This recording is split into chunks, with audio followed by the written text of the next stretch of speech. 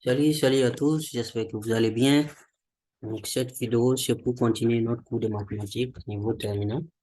Donc, dans la dernière vidéo, on avait commencé les chapitres sur les fonctions numériques et chapitre que j'avais divisé en plusieurs parties. Donc, la première partie concerne limites et continuité. Donc, la précédente vidéo, on avait fait les limites, rappel sur les limites. Donc, cette vidéo, c'est pour les continuités. Donc, et Donc, continuité d'une fonction numérique. Donc, on va parler de continuité sur un intervalle, de définition d'abord. Si on prend une fonction f définie sur un intervalle i, et puis x0, qui est élément à notre intervalle i là, x0, on va dire, c'est juste un nombre, ça peut être peut-être un réel, par exemple, en fonction de l'intervalle. Donc, le x0 là est élément de l'intervalle i. Donc, en définition, on dit que la fonction f là, elle est continue si notre intervalle i là, son intervalle sur lequel il est défini, hein, c'est bien dit ici. Donc, lorsque f est défini sur i et que sa courbe sur i là, la représentation graphique, c'est ça qui est la courbe là, peut se tracer sans lever le crayon. Donc, tu peux tracer la courbe là, quand tu veux tracer en utilisant un crayon, si tu commences, tu continues de tracer la courbe là sans lever les crayons. Voici un exemple ici, par exemple, de deux fonctions, deux courbes. F de A ici, et notre x0 ici, qui est A ici, le x0 là. Donc, on va dire que l'intervalle I là, c'est de là jusqu'à là. On a de là jusqu'à là, de là jusqu'à là. Vous voyez ici, cette fonction ici, on peut tracer sa courbe sans lever le crayon. C'est une continuité, c'est une courbe continue. Donc, on va dire que en A, au point A là, qui représente notre x0 ici là, la fonction elle est continue. Maintenant là, vous voyez, quand on arrive ici, on est obligé de sauter pour revenir ici. Là, ces trucs en vert là, c'est pas la courbe, hein. La courbe elle est en bleu, bleu clair.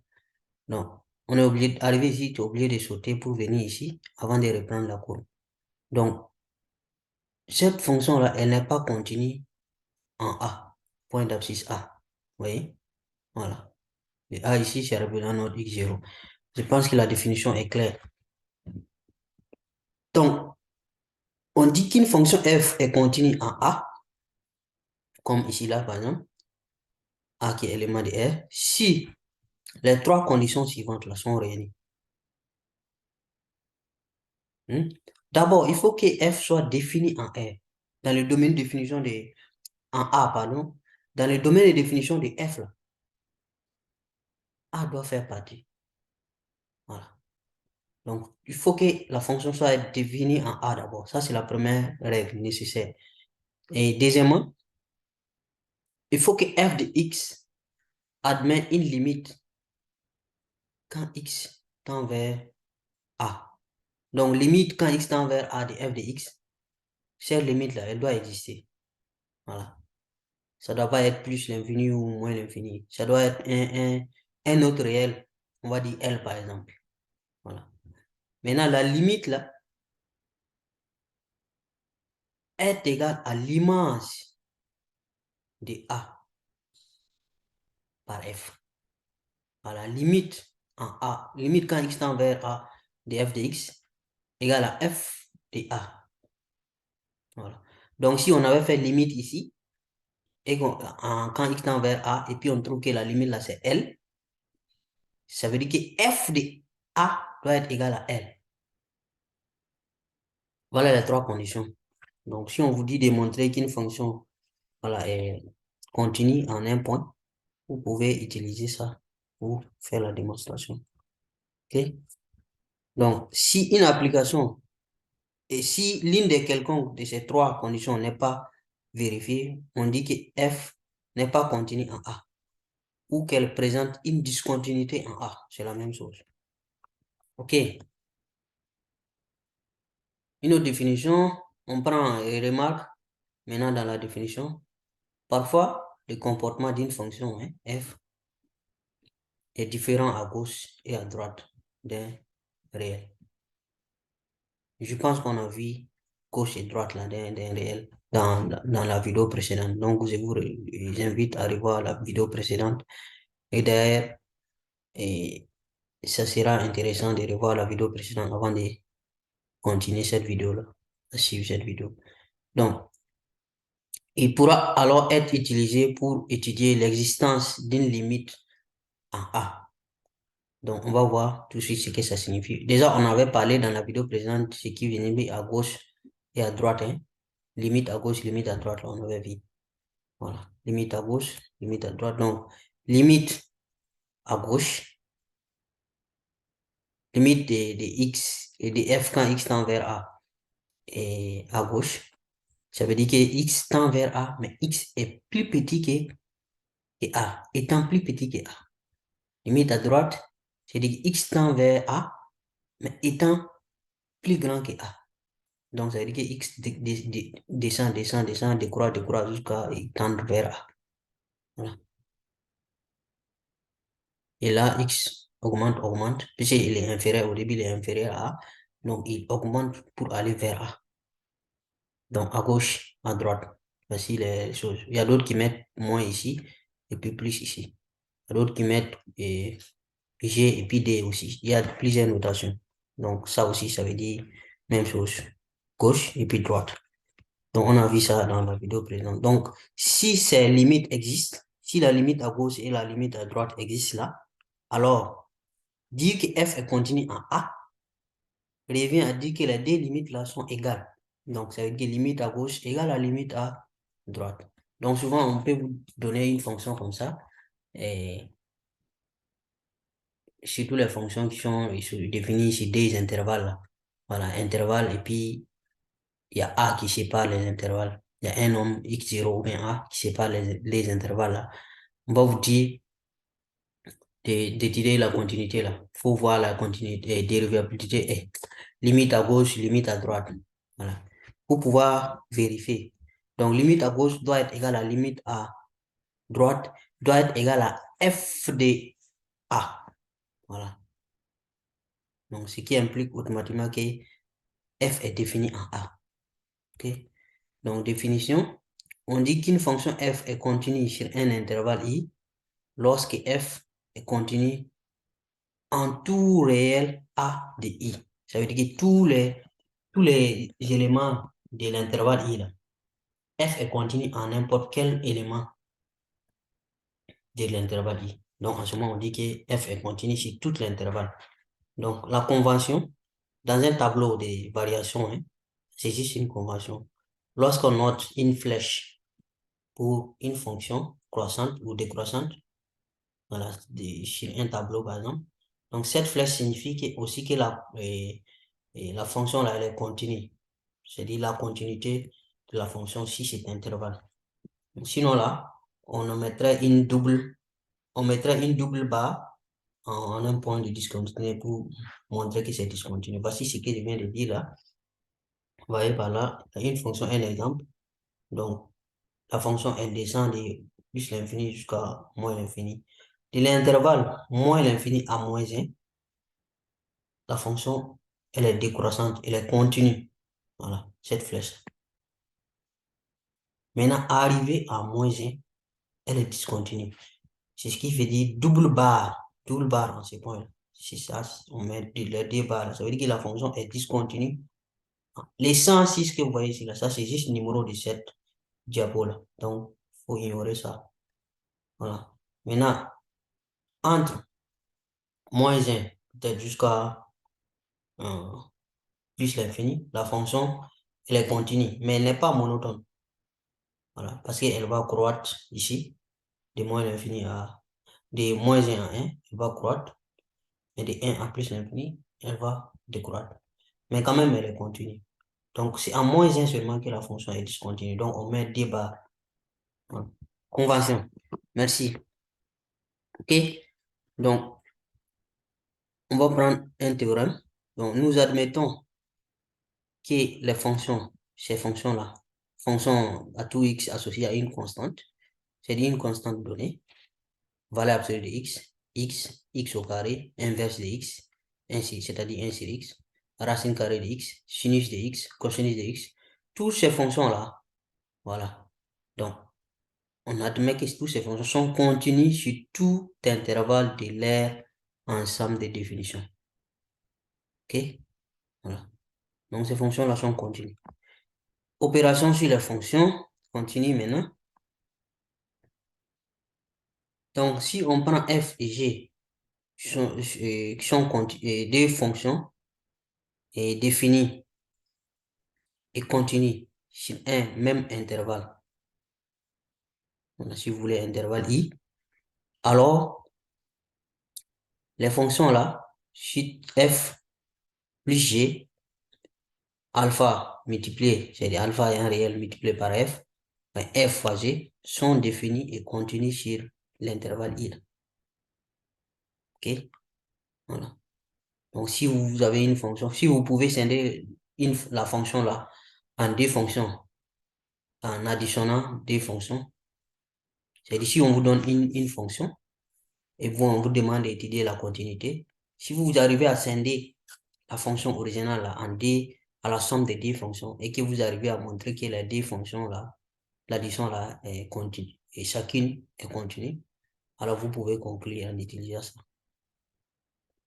Ou bien factoriser par un réel, ou bien factoriser la fonction originale, vous la scindez en multiplication produit de deux fonctions. Voilà. Donc, si en plus, les g là, ou bien f, hein, pareil, si g n'est pas nul sur i, alors les fonctions inverses de g ou bien f de g sont définies aussi et continuent sur l'intervalle j, sur lequel g ne s'annule pas. Voilà. Il faut que g ne s'annule pas. Maintenant, si f est une fonction définie et continue sur un intervalle i et g, défini sur, défini et continue sur un intervalle f de i, hein, voilà, i, hein, c'est définition, le domaine de définition de f par exemple. Maintenant, f de i, domaine de définition de g, alors g rond f est défini et continue en i. Peut-être on va voir ça dans des exemples après, dans l'exercice. Donc, conséquence, toute fonction polynôme est continue sur son ensemble de définitions. Ça, c'est important, hein. Les fonctions polynômes, voilà, sont continues sur leur ensemble de définitions. Okay? Bon. Les fractions maintenant, fractions rationnelles, depuis la troisième, vous avez vu fraction rationnelle ou fonction rationnelle, sont continues sur leur ensemble de définitions. OK? Bon, voici un exercice. On dit d'étudier la continuité de f, voici f, si D de f, si son domaine de définition. OK? Donc, la continuité, on a cité tout de suite, il faut que f soit défini. Si c'est une continuité sur un intervalle, domaine de définition ici d'ailleurs, c'est quoi? Vous voyez, c'est de moins l'infini jusqu'à plus l'infini. C'est R, hein? Voilà. Donc, l'intervalle c'est de moins l'infini jusqu'à plus l'infini. Donc, pour montrer que une fonction est définie et continue sur un intervalle, c'est-à-dire que la fonction est continue sur chaque point qui constitue l'intervalle. Donc, ici, de moins l'infini à 0. Vous voyez que 0 est fermé ici, mais c'est ouvert ici. Voilà. Donc, ça veut dire que si vous voulez calculer f de 0, vous devez utiliser cette fonction-là. D'ailleurs, même, peut-être on peut avoir besoin de f de 0. F de 0 ici égale à combien? F de 0, comme 0 est dans cet intervalle, ici, on va calculer l'image de 0. Ça va faire combien? 0 ici, ça fait 1. F de 0 égale à 1. OK? Maintenant, première règle, c'est-à-dire que f est bien défini en 0. Deuxième règle, et l'image limite à gauche de 0 est de 0 plus petit que x, plus petit que 0, mais qui tend vers 0, c'est ici. Si vous faites limite de ça là, quand x tend vers 0, ça fait 1. Maintenant, si vous faites limite à droite aussi, quand x tend vers 0, sinus limite de x, et quand x tend vers 0, de sinus de x sur x, on a vu ça dans la première vidéo, ça fait 1. Voilà, c'est juste un rappel. Donc ça aussi, limite à gauche et limite à droite, ça fait 1 aussi. Voilà, donc ça veut dire que là aussi c'est défini à gauche. Et il y a limite à gauche égale à limite à droite égale à l'image. Parce que f de 0, si on vient de dire que ça fait 1, non? Voilà. Donc ici, là, c'est bel et bien défini et continu aussi si l'ensemble. Et prolongement par continuité. Qu'est-ce qu'on appelle prolongement par continuité? Théorème et définition. Donc, si on prend A, un réel, et puis I, un intervalle contenant le réel A là. Donc, f est une fonction numérique définie sur I privé de A. Ça veut dire que le domaine est défini, f est défini sur l'ensemble, tous les éléments de I, sauf A. Voilà. Maintenant, malgré que f n'est pas défini en A, f admet une limite quand x tend vers A. Et cette limite-là, elle est L. Donc, f n'est pas défini en A, mais la limite quand x tend vers A de f existe et c'est L. Donc, on peut former une autre fonction en disant que, par exemple, ici, on a pris l'exemple de g, de x, g, tel que pour l'intervalle, si le domaine de définition de f là, g de x égale à f de x. Voilà, f de x. Donc, pour tout x qui est l'élément de i privé de a. Ça, i privé de a, c'est le domaine de définition de f. Maintenant, quand f, là où f n'est pas défini, là, c'est-à-dire en a, là-bas, l'image de g de x là, de ces points-là, ça fait L, la limite qu'on a obtenue ici, là. Donc, on va dire que G là est une fonction, d'un prolongement par continuité de F sur I en A. Donc, c'est l'unique prolongement par continuité de F sur l'intervalle I en A. Après, on va voir un exemple pour faciliter un peu les choses. Voici un exemple. Par exemple, si on donne la fonction comme ça, R et F définie sur R privé de 3, domaine de définition, hein, X ne peut pas être 3. Donc, c'est forcément R privé de 3. Donc, on est d'accord que F n'est pas continu en 3 parce que ce n'est pas défini. Le domaine de définition de F là n'inclut pas 3. Ça, c'est clair déjà. On est d'accord. Donc, F n'est pas continu sur R car elle n'est pas définie sur, en 3. Donc, n'est pas continu en 3. C'est au niveau du 3 là qu'il y a un problème. Mais, en faisant la simplification, ça vous voyez, c'est depuis la troisième. X carré moins 3, c'est comme si c'était x carré moins 3 au carré. X carré moins 9, c'est comme si c'était x au carré moins 3 au carré. Donc, ça fait a moins b facteur de a plus b comme identité remarquable. Donc, x moins 3 facteur de x plus 3. Donc, vous pouvez simplifier les x moins 3, là, cette parenthèse. Donc, il va rester x plus 3. Donc, ça, c'est la simplification de notre fonction f de x. Donc, on se rend compte que notre fonction f de x là, mais attention, on n'oublie pas qu'elle n'est pas définie en 3. Donc, notre fonction f de x, sa représentation graphique là n'est rien d'autre qu'une droite d'équation x, y égale à x plus 3. Maintenant, cette droite-là, arrivé au niveau du point d'abscisse 3, il faut sauter. comme la courbe que je viens de présenter là, continue, discontinue en A là. Arrivé au niveau du point d'abscisse 3, on saute. Voilà. C'est juste ce point-là qui n'est pas inclus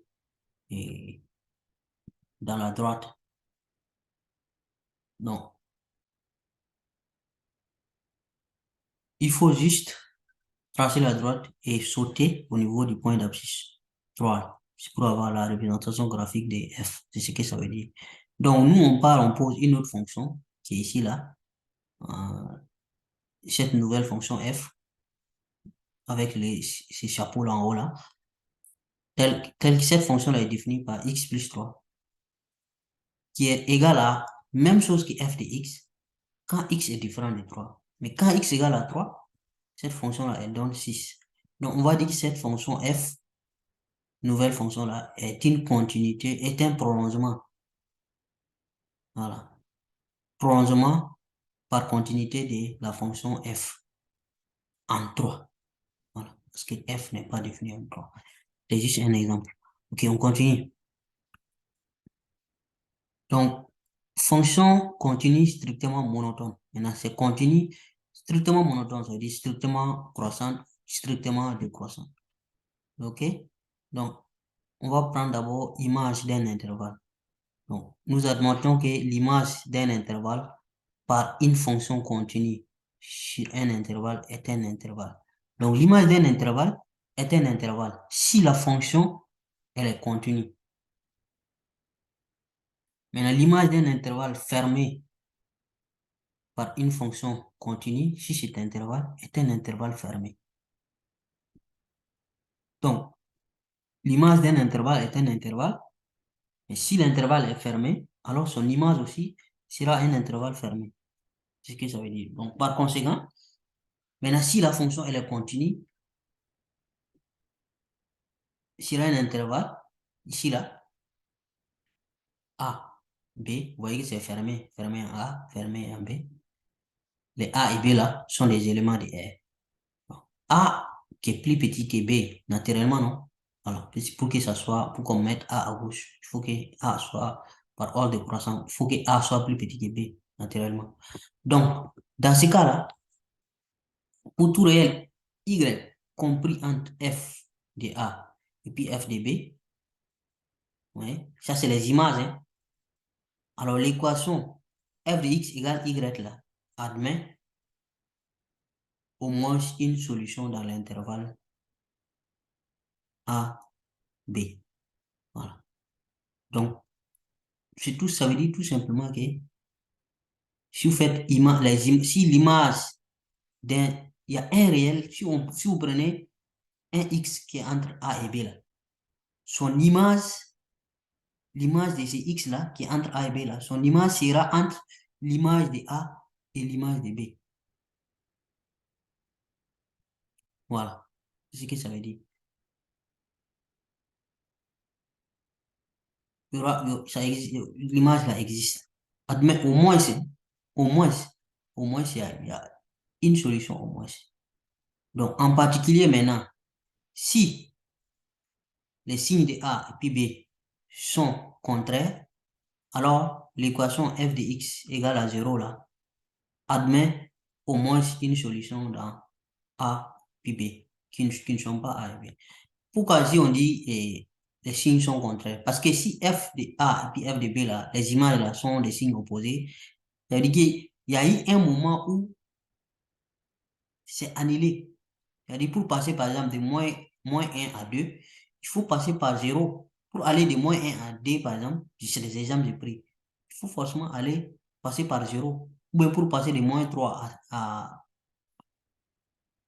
5, par exemple, il faut forcément, pour aller de moins 3 à 5, il faut forcément passer par 0. Donc, ça veut dire qu'il y a 0 qui existe entre les deux.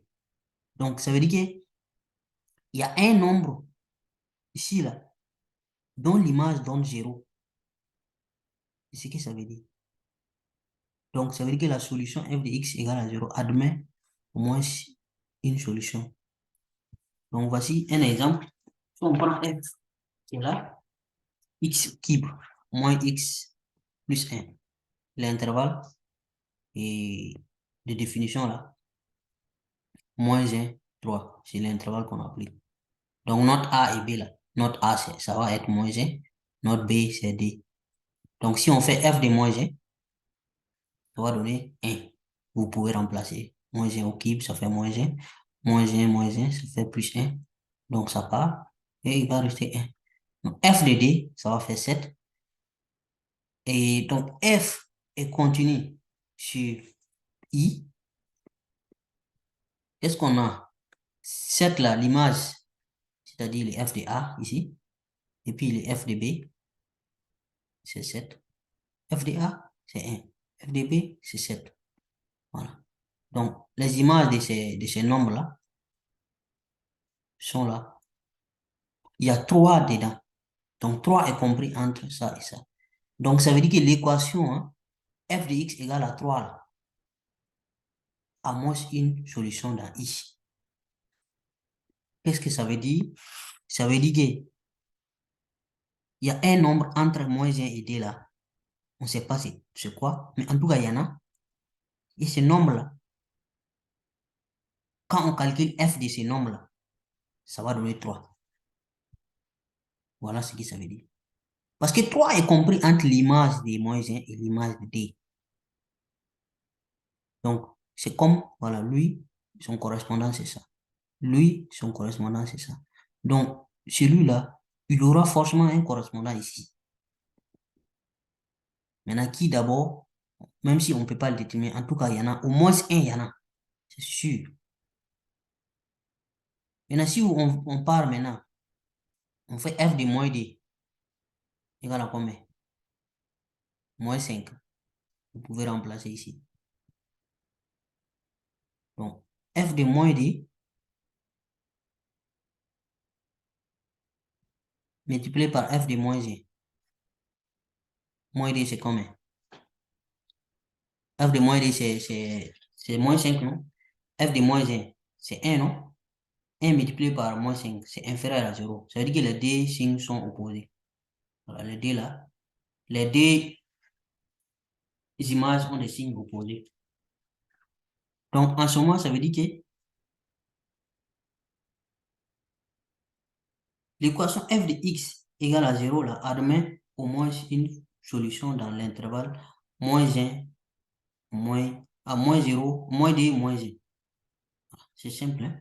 Donc, quand vous prenez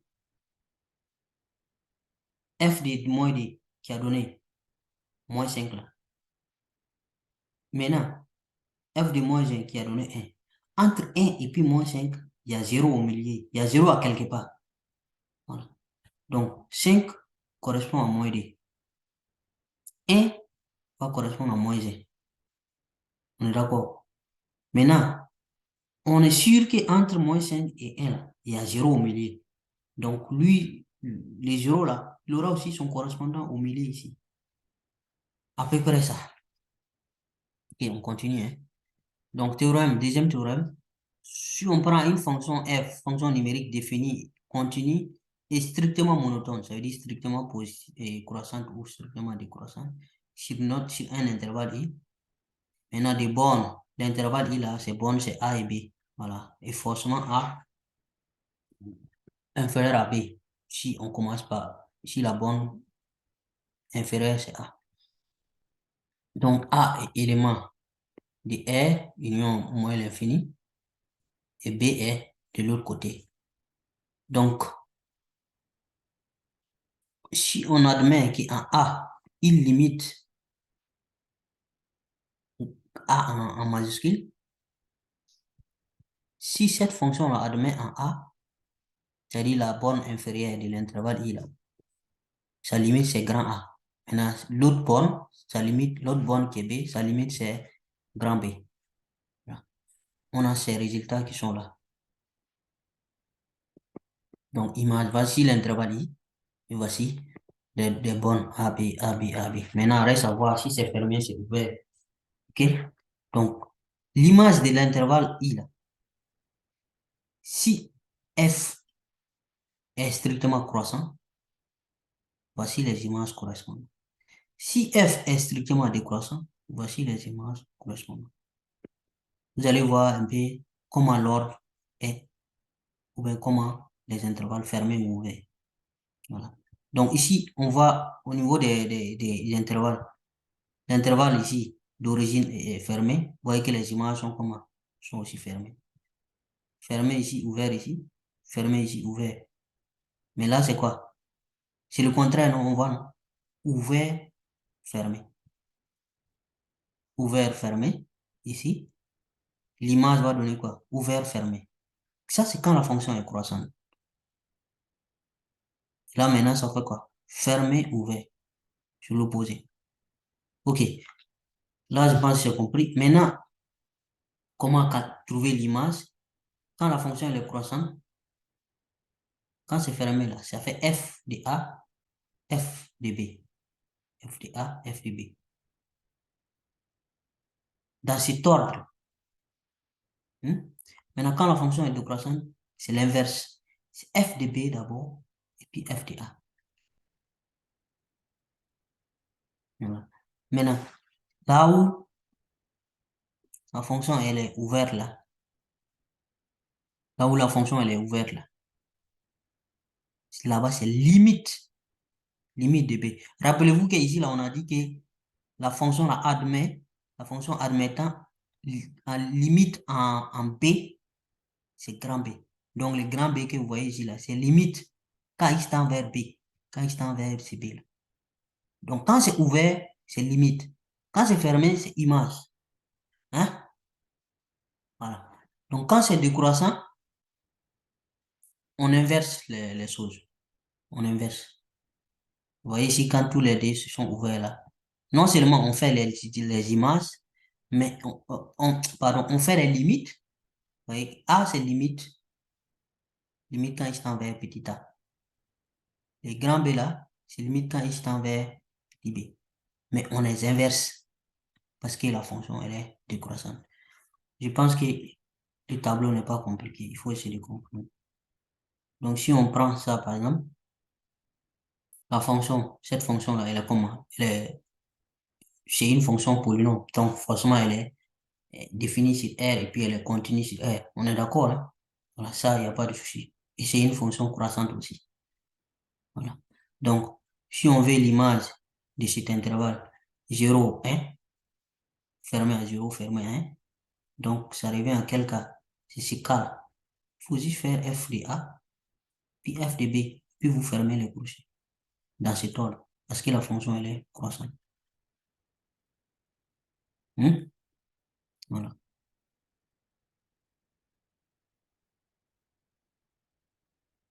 Cette fonction maintenant, fonction rationnelle, vous voyez que c'est comme l'inverse de quelque chose. Cette fonction, elle est décroissante. Plus vous ajoutez, vous augmentez les numérateurs. Si x augmente, le dénominateur va augmenter. Et plus le dénominateur augmente, le numérateur étant 1, constant, ça va faire que diminuer la fonction. Donc la fonction, elle est décroissante. Voilà, son domaine de définition, c'est domaine de choses. Elle est continue si son domaine de définition. Donc x doit être privé de... x ne doit pas être moins 1. Voilà. Voilà pourquoi c'est ouvert ici d'ailleurs. OK? Donc, ici, c'est la limite en moins 1, on va faire. Donc, comme la fonction est décroissante, d'abord, donc c'est quel intervalle ici? Ouvert à moins 1, fermé à 0. C'est comme à peu près ici. Ouvert ici, et ici, hein, ouvert ici, mais fermé ici. Donc, comme c'est ouvert ici, et que la fonction, elle est décroissante aussi, hein, voilà, la fonction, elle est décroissante. Donc, décroissante. Donc, l'intervalle moins 1 jusqu'à plus l'infini, hein, si on veut. Mais ici, on s'est limité à 0. Ici, on va faire f de b d'abord. Donc, f de 0, l'image de 0, ça va faire 1. C'est ça qu'on va placer d'abord. Et après, on fait limite quand il tend vers moins 1 de ça. Voilà. Donc, c'est cette limite-là qu'il faut mettre ici et puis ouvrir. OK. Troisième théorème. Donc, soit f, une fonction numérique définie, continue et strictement monotone sur l'intervalle i. Voilà. Des bornes a et b. Admettant en a, la limite c'est a. En b, la limite c'est b majuscule. Donc, si la limite en a est inférieure à 0, qui est aussi inférieure à la limite en b, alors l'équation f de 0 admet une solution dans i. Tout ça, on peut vous dire de démontrer, hein, démontrer qu'il admet une solution en i. Donc, à vous d'utiliser ce genre de théorème-là. Voilà. Maintenant, si on a y comme ça, donc l'équation f de x égale à y là, admet une solution dans i.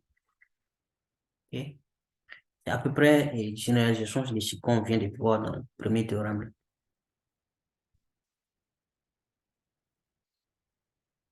Ok. On va parler de bisection réciproque. Je pense que j'ai déjà fait des exercices sur ces bisections-là dans les vidéos précédentes. C'est des élèves qui ont envoyé des vidéos, des exercices et qui demandaient des explications. Donc, je vous invite à revoir des vidéos sur les bijections-là. Voilà, mais parce que ça va vous permettre en même temps d'utiliser ces exercices-là comme exercice d'application. Donc, si on prend une fonction f d'une application définie d'un intervalle i vers un, un intervalle j, donc f est défini de i vers j. On dit que f est une bijection de i sur j, lorsque pour tout y qu'on va prendre dans l'intervalle j, là, l'intervalle d'arrivée, là, l'équation d'inconnu x, qui est f de x égale à y, là, admet une unique solution dans i. C'est vraiment très simple. On a l'intervalle de départ qui est i, l'intervalle de départ qui est j. Donc, quand vous prenez un élément de j, il va avoir un seul correspondant dans i. Il ne peut pas avoir beaucoup plus. Unique solution. C'est ce que ça veut dire. F de x égale à y. J'ai déjà fait des démonstrations. Donc, si vous êtes vraiment intéressé, je vous invite à revoir cette vidéo-là où on a fait des démonstrations. On a démontré. Et la bijection réciproque maintenant, tout ça.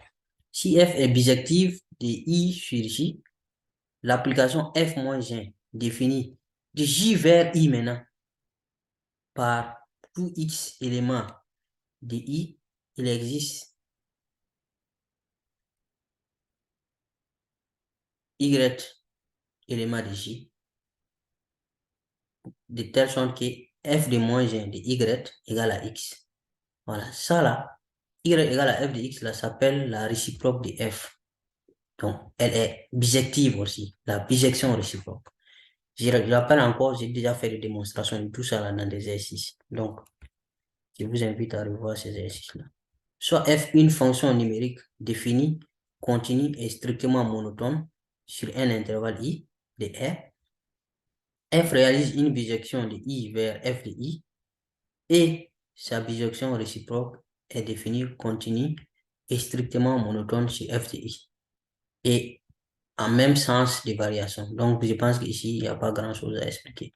Donc, si on arrive à montrer que la fonction f est une fonction numérique définie qui est continue, strictement monotone, si vous arrivez à démontrer que la fonction là, elle est définie sur l'intervalle i, elle est continue sur l'intervalle i, et elle est strictement monotone, c'est-à-dire strictement croissante ou strictement décroissante sur l'intervalle i là, alors la fonction, elle réalise une bijection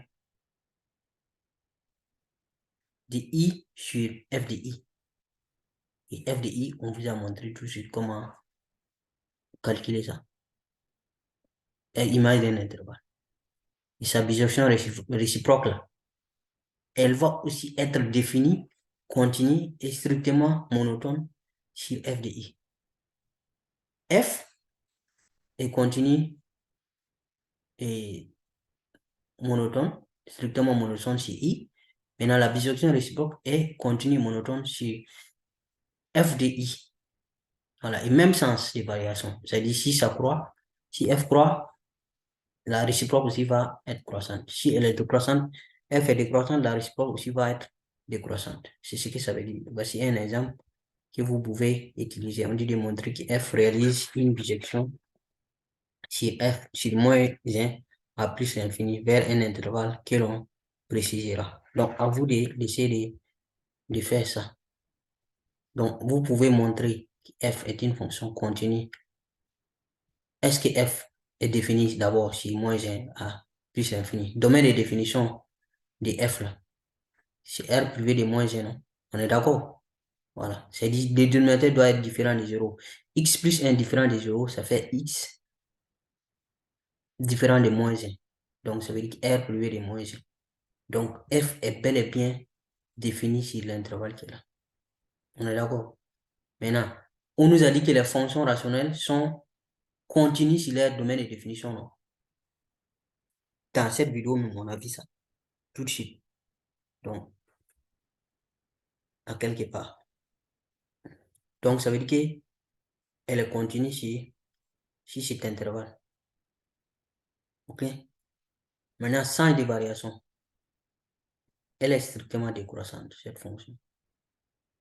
Puis vous mettez les x là. Si les x augmentent, les f aussi vont augmenter. Les f de x vont diminuer, pardon. Plus les dénominateurs augmentent, plus l'inverse de tout ça va diminuer, non? Voilà, elle est fou.